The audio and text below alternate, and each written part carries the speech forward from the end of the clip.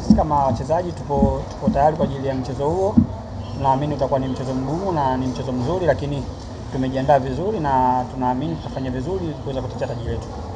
Sawa, nikaribishe maswali. Sisi morali yetu bado iko juu pale pale, tena ukizingatia tukiangalia kwa mchezo ambao ulivyopanga kwa sasa hivi ni mchezo muhimu kati hata ile ambayo ingekuwa nyuma.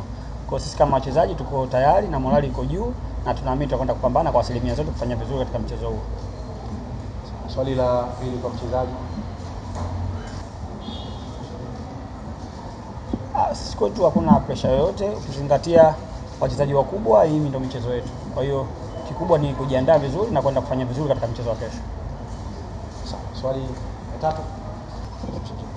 Mimi nadhani hakutakuwa na eneo gumu kama tutafanya kile ambacho tumekifanya katika uwanja wa mazoezi au maelekezo ambayo tumepewa na mwalimu. Kama tutafanya kwa 100% basi na mimi kila kitu kitakuwa chepesi.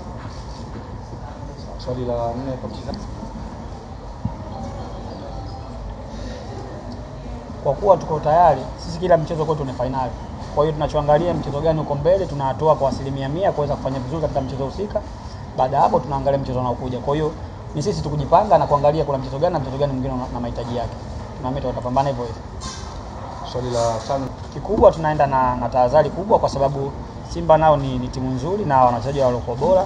Kwa sisi kama wachezaji ni wajibu wetu kwenda kufanya vizuri na kupambana na kuweza kufanya vizuri katika mchezo mwingine tena.